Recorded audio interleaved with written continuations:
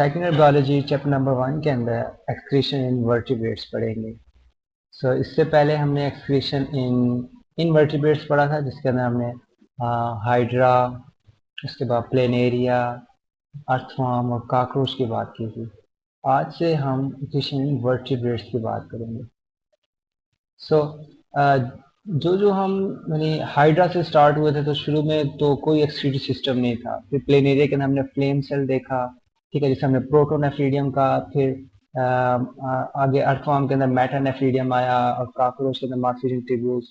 आहिस्ता आहिस्ता ये जो excretory system था, ये अडॉप्टेशन के जरिए, ठीक है, यानी कह लें कि एवोल्यूशन के जरिए आहिस्ता आहिस्ता प्रोग्रेस में आ रहा था। सही। जो कह लें कि वर्टिब्रेट्स हैं, वर्टिब्रेट्स के अंदर जो एक्सक्रीटरी सिस्टम है, ये बहुत ज़्यादा मॉडिफाइड है, ठीक है। अब वर्टिब्रेट्स में भी दो किस्में कह लें। एक थोड़ा सा प्रिमिटिव टाइप है। प्रिमिटिव टाइप के अंदर वही कह लें कि जिस तरह मेटानेफ्रीडियम था ना, कि पूरी बॉडी के अंदर ट्यूब्यूल्स फैले हुए थे हर सेक्शन के अंदर, ठीक। मेटानेफ्रीडियम की तरह ही सारा कह लें कि वो उसका एक्सक्रीटरी सिस्टम है। लेकिन जो एडवांस किस्म के वर्टिब्रेट्स हैं, लाइक मैमल्स हैं, उसके अंदर पूरा सिस्टम है, ठीक है। इनके अंदर यूरिनरी सिस्टम आ जाए, पूरा यूरिनरी सिस्टम, जिसे हम आगे जाके पढ़ेंगे, जिसके अंदर किडनी आ जाएगी, किडनी, ठीक है, यूरेटर आ जाएगा, एंड सो ऑन, इस तरह यूरिथ्रा एंड सो ऑन। हम पढ़ेंगे आगे जाके क्या क्या यूरिनरी सिस्टम में आता है। यहाँ पे कहने का क्या मकसद है कि वर्टिब्रेट्स में जो प्रिमिटिव टाइप है, वो जो से हैं, उनके अंदर मेटानेफ्रीडियम, वो भी पुराना इनका वो है एक्सक्रीटरी सिस्टम। जबकि जो एडवांस किस्म के हैं, उसके अंदर एक्सक्रीटरी सिस्टम एवोल्यूशनाइज हो गया है, ठीक है। इसे हम कहते हैं एवोल्यूशन से, कि वो आहिस्ता आहिस्ता अडाप्टेशन के जरिए एडवांस होता गया और उसमें यूरिनरी सिस्टम वाज़ डेवलप हो गया। सही। अच्छा, अब मेरे पास प्रिमिटिव किस्म की एक एग्जांपल भी है। हैग फिशेस जो सी होती हैं, मसलन हैग फिशेस के अंदर वही सेगमेंटेशन होती है, और इसके अंदर मेटानेफ्रीडियम टाइप, मेटानेफ्रीडियम जो कि हमने कहाँ पढ़ा था, अर्थवर्म के अंदर, ठीक है। नहीं, मेटानेफ्रीडियम की तरह ही इसके अंदर एक्सक्रीटरी सिस्टम होता है, ठीक। लेकिन हमने यहाँ पर थोड़े से एडवांस किस्म के जो कह लें कि वर्टिब्रेट्स हैं, उनके बारे में बात करनी है। जो एडवांस किस्म के वर्टिब्रेट्स हैं, उनमें बहुत से एक्सक्रीटरी ऑर्गन्स होते हैं। लाइक अगर हम बात करें एक्सक्रीटरी ऑर्गन्स, ठीक, इसमें यानी एक्सक्रीटरी ऑर्गन से मुराद जो एक्सक्रीशन से रिलेटेड होंगे, ठीक है। इसमें बाज़ दफ़ा बाज़ कह लें कि बुक्स या बाज़ लोग या बाज़ साइंटिस्ट जो हैं, वो स्किन को भी इन्वॉल्व करते हैं। सही। मतलब वो कहते हैं जी स्किन जो सा है, ये स्वेट प्रोड्यूस करती है, पसीना जिसे कहा जाता है। सही। इसके अलावा इसमें साल्ट्स होते हैं, एक्स्ट्रा साल्ट्स, ठीक है, यानी एक्स्ट्रा साल्ट्स वो भी रिलीज आउट होते हैं, ठीक है, यानी सीबम की शक्ल में इसकी सक्रीशंस होती है ना, इसे हम एक सीबम भी कहते हैं। सही। लेकिन फिर बाद में बाज़ दफ़ा ये भी कहा जाता है कि जो बेसिकली ये स्वेट रिलीज करता है, ये वो गर्मी की वजह से, यानी कह लें कि ठंडक फील करने के लिए, ठीक है। यानी जब बहुत ज़्यादा टेम्परेचर बॉडी का बढ़ जाता है, तो यानी ये थर्मो रेगुलेशन के लिए इसे इस्तेमाल करते हैं, ये थर्मो रेगुलेशन में डाल देते हैं, ठीक है। सीबम जो सा है और सार्स जो सा है, ये बैक्टीरियोसाइडल होते हैं। बैक्टीरियोसाइडल से मुराद यानी ये बैक्टीरिया को किल करते हैं। सही। यानी अब स्किन जो सा है, वो एक्सक्रीटरी ऑर्गन्स के अंदर बाज़ दफ़ा नहीं भी डाला जाता। क्यों? क्योंकि वो अगर स्वेट प्रोड्यूस कर रहा है, थर्मो रेगुलेशन से उसका लिंक है। सही। अगर वो सीबम प्रोड्यूस कर रहा है साल्ट के साथ, तो वो बैक्टीरियोसाइडल है, यानी वो इम्यूनिटी के अंदर रोल प्ले कर रहा है, ठीक है। नहीं, बॉडी के डिफेंस सिस्टम के अंदर ये रोल प्ले कर रहा है। बाज का या बाज दफा स्किन को एक्सक्रीटरी ऑर्गन्स में नहीं डाला जाता। ये पहला हिस्सा था स्किन का, ठीक है, जिसे जिसके ऊपर कभी ये एक्सक्रीटरी ऑर्गन्स में शामिल किया जाता है, बाज दफा नहीं भी किया जाता। अब हम सेकंड पार्ट पे आते हैं। इसमें एक तो लिवर हो जाएगा, जिगर जिसे कहते हैं। सही। Second part. और जो थर्ड वन होगा, वो जाहिर बात है पूरा यूरिनरी सिस्टम होगा, यूरिनरी सिस्टम। यूरिनरी सिस्टम के अंदर एक तो किडनी आ जाएगा हमारे पास, आगे हम बात करेंगे। किडनी के बाद यूरेटर, सही, और यूरिटर के बाद यूरिथ्रा एंड उसे एक्सपेल कर दिया जाए। और किडनी जो बना होता है वो नेफ्रॉन से बना होता है। सो हमारा यहाँ पे जो टारगेट होगा मेन नेफ्रॉन होगा। क्यों? क्योंकि जो ट्यूबुलर सिस्टम है ना, ठीक है, ये जो कह लें कि एवोल्यूशन के जरिए ये नेफ्रॉन में डेवलप हुआ है। ठीक है, यानी हमें नेफ्रॉन में ट्यूब्यूल्स नजर आएंगे। सही। और नेफ्रॉन जो सा है ये इटसेल्फ किडनी को बनाता है, यानी structural and function unit of kidney या यूरिनरी सिस्टम के अंदर जो मेन चीज है या मेन जो रोल प्ले करेगा वो नेफ्रॉन प्ले करेगा। ठीक है, इसके बारे में हम बाद में पढ़ेंगे। सो आज हम जो है वो लिवर को डिस्कस करेंगे कि लिवर किस तरह एक्सक्रीटरी ऑर्गन के तौर पर रोल प्ले करता है। सो ये नीचे डायग्राम बनी हुई है। इससे पहले हमने आपको याद होना चाहिए हमने एक यूरिया साइकिल पढ़ा था। ठीक है, वो कहाँ पे होता है? It takes place in liver. ठीक है, ये आपको सामने लिवर की डायग्राम भी नजर आ रही है। सही। अगर यूरिया साइकिल हम रिवाइज करें तो इसमें हमारे पास क्या था कि पहला अमोनिया का मॉलिक्यूल। ठीक है, इससे चलो डायग्राम को थोड़ी सी बड़ी कर लेते हैं हम दे। सो ये NH3 का पहला नाइट्रोजन था, इसे मैं ब्लू कर देता हूँ, ये नाइट्रोजन। फिर इसके बाद एक और नाइट्रोजन यहाँ पे एंटर होता था, NH3 का सेकंड मॉलिक्यूल एल आस्पेरेट की शक्ल में यहाँ पे एंटर होगा से। फिर बाद में वो यूरिया की शक्ल में रिलीज होता था, यानी कार्बन डाइऑक्साइड NH2 NH2। सो ये पहले हम पढ़ चुके हैं, यानी हमारे पास नाइट्रोजन, दो नाइट्रोजन जो है वो यूरिया बनाते थे और इसके अंदर ये फिर सारा स्टेप्स होता था। फिर सबसे पहले वो एल ऑर्थिनिन के अंदर सिट्रोलिन बनाता था, सिट्रोलिन से फिर वो आर्जिनोसक्सिनेट, फिर एल आर्जिनिन। ठीक है जी, एल आर्जिनिन से एल ऑर्निथीन बनाएगा and so on this continuous. और एल आर्जिनिन यानी लीवो आर्जिनिन के अंदर आर्जिनेज एक्ट करता था। ठीक है, एंजाइम जो कि यूरिया स्प्लिट आउट करता था से। तो ये यूरिया साइकिल था जो कि कहाँ पे होता है? लिवर में। सो क्या सिर्फ कह लें कि लिवर यूरिया बनाता है? नहीं, लिवर ने और भी चीजें बनाती है। मसलन अगर फिशेस की बात करेंगे ना, फिशेस में हमें ये NH3 अमोनिया देगा। सही, फिश की कैटेगरी के अंदर। और अगर हम बर्ड्स की बात करेंगे तो ये हमें यूरिक एसिड देगा। ठीक है, यूरिक एसिड का थोड़ा बड़ा फार्मूला है तो मैंने यहाँ पे नहीं लिखी। और जबकि यूरिया किस केस में है? ठीक है, यूरिया टेरेस्ट्रियल एनिमल्स यानी मैमल्स की बात कर लें या वर्टिब्रेट्स के केस में। ठीक है, आप कहेंगे तो बर्ड्स भी वर्टिब्रेट्स हैं। और सो कह लें कि हायर या टेरेस्ट्रियल कह लें, टेरेस्ट्रियल। ठीक है, जिसके अंदर मैमल्स आ जाते हैं और एम्फीबियंस आ जाते हैं। ठीक है, वो यूरिया के अंदर अपना वेस्ट एक्सक्रीट आउट करते हैं। सो ये तो कुछ था एक्सक्रीशन के मुताबिक ना इसके। इसके अलावा हम इसके कह लें कि और फंक्शंस पढ़ते हैं जिसे हम कह सकते हैं होम्योस्टैटिक फंक्शन ऑफ लिवर। ठीक है, फंक्शंस पढ़ेंगे हम लिवर के। लिवर, सबसे पहले आपको एक चीज ध्यान में होनी चाहिए कि जो लिवर है it is metabolic hub of body. कि बॉडी के अंदर जो ज्यादातर मेटाबॉलिज्म होगा वो लिवर के अंदर होता है। ठीक है, अब मेटाबॉलिक्स में कह सकते हैं कि मेटाबॉलिक के अंदर एक सेंसिस आ जाएगी, कि चीजों का बनना, जिसे हम एनाबॉलिज्म भी कहते हैं। सेंसिस या दूसरा लफ्ज इसका क्या यूज होगा? एनाबॉलिज्म। ठीक है, अब सेंसिस कौन कौन से होंगे? मसलन इसके अंदर एक चीज तो हमने अभी डिस्कस की थी, मसलन ये नाइट्रोजनस वेस्ट बनाएगा। ठीक है, नाइट्रोजनस वेस्ट बनाएगा जिसके अंदर यूरिया था, यूरिया जो कि मैमल्स में होता है। फिर यूरिक एसिड है। सही। इसके अलावा इसमें और क्या हो जाएगा बोला? अमोनिया।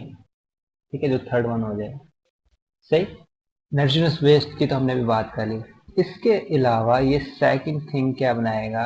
इसमें बनेंगे प्लाज्मा प्रोटीन। ठीक है, यानी क्या लें कि जो ब्लड के अंदर प्लाज्मा होता है ना, अब आपको थोड़ा बहुत आइडिया होना चाहिए कि लाइक जब हम किसी ट्यूब में, मसलन यहाँ पे ट्यूब बनाता हूँ, लाइक दिस ट्यूब, इसके अंदर ब्लड लेते हैं,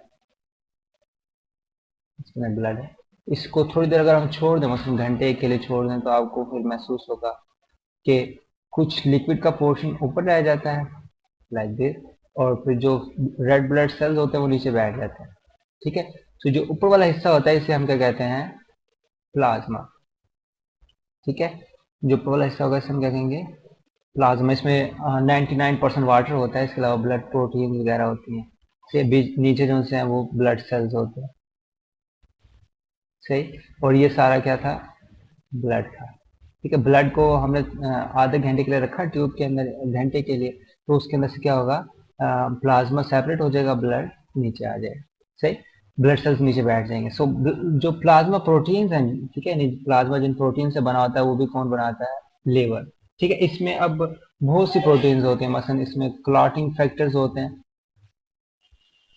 क्लॉटिंग फैक्टर्स के अलावा इसके अंदर क्या आ जाएगा भला, और भी बहुत सी प्रोटीन्स होंगी, मसलन इंजाइम्स वगैरह होते हैं, लीवर के इंजाइम्स बहुत से होते हैं जो कि बनते हैं, तो प्लाज्मा प्रोटीन्स होंगी। इसके अलावा थर्ड वन ये बनाता है बाइल।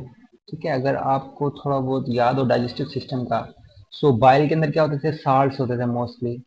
ठीक है, और बाइल किस लिए यूज होता था भला, डाइजेशन ऑफ कह लें कि, या एमल्सिफिकेशन का वर्ड यूज होता है, एमल्सिफिकेशन यानी झाग से बनाता है, एमल्सिफिकेशन ऑफ लिपिड्स। ठीक है, कहाँ होता है, इन इंटेस्टाइन। ठीक है, इंटेस्टाइन के अंदर ये जाता है, वहां पे एमल्सिफिकेशन करता है और फिर उसके बाद डाइजेशन के अंदर हेल्प करता है, सही। इसके अलावा बहुत से कह लें कि ये स्टोरेज पार्ट भी होते हैं इसके अंदर, स्टोर स्टोर्ड मटेरियल होता है इसके अंदर, मसलन स्टोर में लिपिड्स। अच्छा, स्टोर से पहले एक और चीज़ यहाँ पे बताना चाहूँगा कि ये फैट्स वगैरह डेवलप भी करता है। ठीक है, लिपिड्स, कोलेस्ट्रोल, लिपोप्रोटीन्स भी बनाता है, लिपिड्स, कोलेस्ट्रोल एंड लिपोप्रोटीन्स से, इसलिए इसका कुछ पार्ट्स ना डाइजेस्टिव सिस्टम से भी मिलके बनते हैं। फिर अब ये जो लिपिड्स, कोलेस्ट्रॉल और लिपोप्रोटीन्स ये खुद नहीं बनाता, बेसिकली ये ब्लड में आते हैं, जिसकी अमाउंट को ये कंट्रोल करता है, सही। अगर याद हो तो शायद आपको तो नहीं पता होगा, लेकिन यह है कि जब लिपिड्स एब्जॉर्ब होते हैं ना इंटेस्टाइन में से, तो वो पास होते हैं उसमें से, लिवर में से, तो लिवर के पास ऑप्शन होता है कि लिपिड्स की क्वांटिटी को आगे जाने दे या फिर उसे रोक ले, सही। सो यानी ये भी कह लें कि सेंसिस के अंदर हम इसके डाल लेंगे से। और ये फिर प्लाज्मा लेवल होता है इनका लिपिड्स का। ठीक है, जिस तरह H D L high density lipids होते हैं, L D L low density lipids. So ये प्लाज्मा, इसमें फिर ब्लड केमिस्ट्री सारी आ जाती है इन्हें। ठीक है, कि क्या क्या उसके अंदर कह लें कि लिपिड्स का कितना पोर्शन है। और फिर आपको पता होना चाहिए कि लिपिड्स यूज कहाँ होते हैं। लिपिड्स का यूज काफी जगह है, मसलन सेल मेम्ब्रेन, फास्फोलिपिड्स आपने सुना होगा। ठीक है, जब हमने फ्लूइड मोज़ेक मॉडल पढ़ा, आपने पढ़ा होगा आपने फर्स्ट ईयर में, तो वहाँ पे ये प्लाज्मा मेम्ब्रेन बनाने में हेल्प करते हैं, सेल मेम्ब्रेन बनाने में फंक्शन होगा। उसके बाद हम आते हैं इसकी स्टोरेज के ऊपर, सही। ये तो सेंसेस हो गए सारी, यानी सेंसेस को हमने किस में डाल दिया, एनाबॉलिज्म के अंदर। अब ये कुछ चीजें जो से ये स्टोर भी करेगा, स्टोरेज। स्टोरेज में सबसे पहले जो एग्जांपल है, इसमें जो सबसे पहला पार्ट होगा वो है आयरन। ठीक है, यानी ये आयरन को स्टोर करता है, सही। अब यहाँ पे डिटेल नहीं लिखी हुई, लेकिन बेसिकली ये आयरन स्टोर करता है हीमोसिड्रीन की शक्ल के अंदर। ठीक है, यानी हीमोसिड्रीन। ठीक है, मुझे स्पेलिंग से याद नहीं है, सिड्रीन और फेरेटिन होता है। ठीक है, कुछ कंपाउंड्स होता है जिसके कल में आयरन को स्टोर रखता है, सही। सो आयरन स्टोरेज में आ जाएगा हेल्प। और आयरन फिर किधर यूज होता है वाला, आरबीसीज के अंदर। ठीक है, रेड ब्लड सेल्स की कह लें कि उसके अंदर यूज होता है, जो हीमोग्लोबिन होता है उसके अंदर आयरन होता है। इसके अलावा सेकंड पार्ट इसमें ग्लाइकोजिन आ जाएगा। ग्लाइकोजिन का थोड़ा बहुत आइडिया होना चाहिए आपको, इट इज पॉलीमर ऑफ, किस चीज का पॉलीमर होता है वाला ये, ग्लूकोज। ठीक है, यानी जो कार्बोहाइड्रेट का सबसे छोटा यूनिट है ग्लूकोज, सही, जिसका फार्मूला C6H12O6 है। तो यही चेन्स की शक्ल में मिलते हैं इस तरह, नेक्स्ट ग्लूकोज आ जाएगा नेक्स्ट। सो हमारे पास ग्लाइकोजिन आ जाता है, सही। और ग्लाइकोजिन स्टोर्ड फूड है, यानी ये कह लें कि स्टोर की हुई फूड होती है। ठीक है, यानी ब्लड के अंदर जब ग्लूकोज का लेवल ज्यादा होता है तो ग्लाइकोजन में कन्वर्ट कर देता है लीवर, और अगर कम हो तो ग्लाइकोजन से दोबारा ग्लूकोज में कन्वर्ट करता है, सही। उसके अंदर फिर हार्मोन्स होते हैं, सही। वो आपने शायद सुना भी हो, जिस तरह ग्लूकागोन और पेनिसिलिन होते हैं, ये काम कर रहे होते हैं, सही। अब हम चलते हैं इसकी कन्वर्जन के ऊपर, कि स्टोरेज हो गया, इसके बाद इसके एक प्रोसेस होता है कन्वर्जन का। सो कन्वर्जन वही है जो मैं अभी आपको बता चुका हूँ। ठीक है, बस कन्वर्जन, कन्वर्जन में ये होता है कि अगर ब्लड के अंदर, मसलन मैं एक बाउंड्री बनाता हूँ बीच में, सो एक साइड पे ब्लड है और एक तरफ लीवर है, सही। सो अगर ब्लड के अंदर ग्लूकोज ज़्यादा होगी, ठीक है, तो वो ब्लड क्या करेगा, इसे लीवर में भेजेगा और वो इसे स्टोर करेगा किस शक्ल में, ग्लाइकोजन की शक्ल में, सही। और अगर ब्लड में ग्लूकोज का लेवल कम हो, यानी पहले लेवल इसका ज़्यादा था ग्लूकोज का, और अगर ग्लूकोज का लेवल ब्लड के अंदर कम हो जाता है, सही, एरो डाउन, ये लेस कंसंट्रेशन में, सो ग्लाइकोजन को ये अगेन ग्लूकोज के अंदर कन्वर्ट करेगा, सही। अब चलो मैं यहाँ पे बता भी देता हूँ, मसलन जो ग्लूकोज से ग्लाइकोजन में कन्वर्ट करता है, यहाँ पे पेंसिलिन होती है, पेंसिलिन वर्क करती है। और जबकि ग्लाइकोजन से ग्लूकोज जो कन्वर्ट होगा, ये ग्लूकागोन होता है, ग्लूकागोन, ये हार्मोन्स हैं बेसिकली, ठीक है। तो ये कन्वर्जन के अंदर हेल्प करते हैं। तो ये एक एग्जांपल है, हालांकि ये और भी बहुत सी कन्वर्जन करता है, सही। प्रोटीन सिंथेसिस के दौरान मसलन यूरिया साइकिल होता है, वो भी एक कन्वर्जन है, सही, कि वो अमोनिया को किस में कन्वर्ट करता है, यूरिया के अंदर। तो और भी काफी चीजें, कन्वर्जन से मिलता जुलता एक टर्म है जिसे हम कहते हैं रिसाइकलिंग, रिसाइकलिंग। सो ये रिसाइकलिंग भी करता है, सही।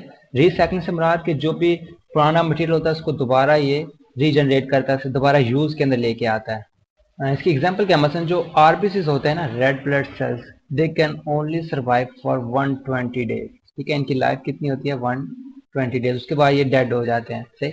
So after 120 days they will be dead. Dead में से ये आयरन को, यानी Fe को निकाल लेता है, इसको रिसाइकिल करता है। रिसाइकिल से मुराद जब न्यू आरबीसीज बनेंगे ना, तो उसके अंदर ये आयरन को दोबारा डाल देता है। सो ये एक इसकी एग्जांपल है कि ये रिसाइकलिंग के अंदर हेल्प करता है, खास तौर पर इसका क्या लेंगे, आयरन की रिसाइकलिंग का इसका बहुत रोल है, जो कि कहाँ पे यूज होते हैं, आरबीसीज के अंदर। सो ये हो गया इसकी रिसाइकलिंग। सो और भी काफी रिसाइकल्स है, लेकिन यहाँ पे आपकी आयरन की एग्जांपल दी हुई है जो कि ये करता है। उसके बाद डिटॉक्सिफिकेशन पे आते हैं। डिटॉक्सिफिकेशन भी आप कहेंगे क्या होता है भला, टॉक्सिन, टॉक्सिन किसे कहते हैं, व्हाट इज द टॉक्सिन, सही। अगर आपको फर्स्ट ईयर थोड़ी बहुत याद हो तो आपने टॉक्सिन को इनहिबिटर्स भी कहा था, दीज आर इनहिबिटर्स। इनहिबिटर्स से मुराद यानी एंजाइम इनहिबिटर्स होते हैं, सही। Toxins are substances which have adverse effect, ठीक है, इनका एडवर्स इफेक्ट होता है, effect on body metabolism, body metabolism, यानी इनका बॉडी मेटाबॉलिज्म के ऊपर एडवर्स इफेक्ट होता है। Why, because they inhibit the enzymes, यानी जो काम एंजाइम्स कर रहे होते हैं या उनके साथ जाकर बाइंड कर देते हैं, उन्हें इनहिबिट कर देते हैं, सो टॉक्सिन्स की डिटॉक्सिफिकेशन होती है, एक प्रोसेस होता है जिसके अंदर इनके इफेक्ट्स को कह लें कि मिनिमाइज किया जाता है, सही, डिटॉक्सिफिकेशन, सही। डिटॉक्सिफिकेशन की एक बेस्ट एग्जांपल है कि हम ड्रग्स लेते हैं ना, ड्रग्स बॉडी के अंदर, ड्रग्स से मुराद यानी मेडिसिन हैं, मेडिसिन भी डाल सकते हैं आप इसमें। सो मेडिसिन यूज करते हैं वो बॉडी के लिए यूजफुल है, लेकिन कुछ पोर्शन बॉडी के लिए हार्मफुल भी होता है, तो उसको ऐसा ऐसा डिटॉक्सिफाई किया जाता है। इस तरह पेस्टिसाइड्स होते हैं, पेस्टिसाइड्स भी हार्मफुल होते हैं हमारे लिए, ठीक है। और इसमें क्या लेंगे, कुछ नशा और ड्रग्स भी होते हैं। ड्रग्स से यहाँ पे आप क्या लेंगे भला, यानी नशा और, यानी जिनसे नशा होता हो, ठीक है, नशा और ड्रग्स, सो इनकी भी डिटॉक्सिफिकेशन के अंदर ये हेल्प करता है, सही। सो एक किस्म के क्या लें कि मेटाबॉलिकली इसके अंदर बहुत से प्रोसेस हो रहे हैं, कौन कौन से हमने बात करी, मतलब अगर हम इनको लेवल करें, सबसे पहले तो हमने सेंसिस की क्या जी, ये सिंथेसाइज करेगा चीजें, ठीक है, उसमें नाइट्रोजनस वेस्ट था, like urea, uric acid, ammonia बनाएगा। फिर प्लाज्मा प्रोटीन्स बनाता है, क्लॉटिंग फैक्टर्स होते हैं, एंजाइम्स होते हैं, ठीक है। इसके अलावा एल्ब्यूमिन्स होती हैं, ग्लोबुलिन्स होती हैं, एल्ब्यूमिन का नाम आपने सुना होगा, ग्लोबुलिन का शायद आप सुने ना, ठीक है, ये भी प्रोटीन यही बनाता है। और फिर बाइल साल्ट बनाता है जो कि लिपिड्स के एमल्सिफिकेशन के अंदर हेल्प करता है, ठीक है, इंटेस्टाइन के अंदर, जो कि डाइजेशन के अंदर एक किस्म के, ये डाइजेशन के पार्ट के अंदर आते हैं, डाइजेशन की एसएच3 ऑर्गन के अंदर हेल्प करता है। और फिर लिपिड्स, कोलेस्ट्रॉल, लिपोप्रोटीन, यानी इससे ब्लड केमिस्ट्री ये कंट्रोल कर रहा होता है, ब्लड केमिस्ट्री, सही। और फिर हमने देखा ये कुछ कन्वर्जन करता है, और स्टोरेज होती है, सॉरी, सबसे पहले स्टोरेज। स्टोरेज में क्या था कि आयरन को स्टोर करता है, इसमें मैंने कहा जो हीमोसिट्रीन होती है, प्रोटीन्स और फेरेटिन्स होती हैं, जो कि हमें पता है ये आयरन जो है ना, वो आरबीसीज के लिए बहुत रिक्वायर्ड होता है, सही। सो यानी आयरन को स्टोर रखता है, रिसाइकलिंग भी करता है इसकी, सही। इसके अलावा ग्लाइकोजन होता है जो कि स्टोर्ड फूड होती है, स्टोर्ड फूड, इसको स्टोर करेगा। देन कन्वर्जन कर रहा होता है ये, मसलन ब्लड में अगर ग्लूकोज ज़्यादा हो, ठीक है, ये मैं थोड़ा मिटा देता हूँ यहाँ पे। सो ब्लड से ये ग्लूकोज को वापस लेके आएगा कौन, इंसुलिन इसमें काम कर रही होती है, ठीक है, और जिसमें इंसुलिन नहीं बनती ना वो डायबिटिक पेशेंट बन जाते हैं। खैर, इंसुलिन है जो ग्लूकोज को ग्लाइकोजन में कन्वर्ट करता है, और ग्लूकागोन है जो ग्लाइकोजन को ग्लूकोज में कन्वर्ट करता है। ग्लूकोज ब्लड में प्रेजेंट होता है, ठीक है, it is present in the blood, जबकि जो ग्लाइकोजन है ये लीवर के अंदर स्टोर हो जाता है, तो कन्वर्जन कर रहा होता है। इसके अलावा रिसाइकलिंग होती है, मसलन आरबीसी की सॉरी आरबीसी क्या है, आरबीसी में जो आयरन होता है ना, ठीक है, मेन क्या है कि सेंट्रल एटम है आयरन को ये रिसाइकिल करता रहता है, यानी 120 डेज के बाद आरबीसी डेड हो जाते हैं, सो उसको फिर ये रिसाइकिल करके दोबारा कह लेंगे हीमोग्लोबिन जो होती है एक चीज, इसमें एक्चुअल जो प्रोटीन है दैट इज हीमोग्लोबिन। सो ये हीमोग्लोबिन को बेसिकली बना रहा होता है। और फिर टॉक्सिन्स को डिटॉक्सिफाई करता है, मतलब टॉक्सिन्स क्या होते हैं, इनहिबिटर्स ऑफ एंजाइम्स, एंजाइम्स को इनहिबिट करते हैं, और इस तरह हमारे मेटाबॉलिज्म के ऊपर एडवर्स इफेक्ट होता है, सही, इनकी ये डिटॉक्सिफिकेशन करता है। एग्जांपल्स क्या है, ड्रग्स वगैरह है, पेस्टिसाइड्स हैं, और ड्रग्स जो नशावर होते हैं, ठीक है, इस तरह साइनाइड का नाम सुना होगा आपने, ये जहरीले होते हैं, सांप के अंदर होते हैं, ठीक है, तो ये सारे कह लें कि टॉक्सिन्स हैं, इनको डिटॉक्सिफाई करने का काम जो है वो अगेन किसके पास होता है, लीवर के पास होता है, सही। सो अब हम जरा वापस चलते हैं, हमने स्टार्ट कहाँ से लिया था, सिंपल एक्सक्रीशन वर्टिब्रेट्स। सो वर्टिब्रेट्स के अंदर हमने दो कैटेगरीज बना दी, इसके अंदर एक प्रिमिटिव टाइप होगी, ठीक है, प्रिमिटिव टाइप से हमारा जो पुराने किस्म के हैं, और थोड़े से एडवांस हो गए ऐसे। प्रिमिटिव टाइप के अंदर वही जो अर्थवर्म के अंदर मैटर नेफ्रीडियम पाया जाता है ना, उस तरह का एक्सक्रीटरी सिस्टम था जो कि बॉडी के हर पार्ट में होता है, जबकि एडवांस के अंदर यूरिनरी सिस्टम डेवलप हो गया जिसके अंदर किडनी है, यूरिटर, यूरिथ्रा और पेल्विस वगैरह, हम काफी पार्ट्स इसके पढ़ेंगे। और इसमें एक्सक्रीटरी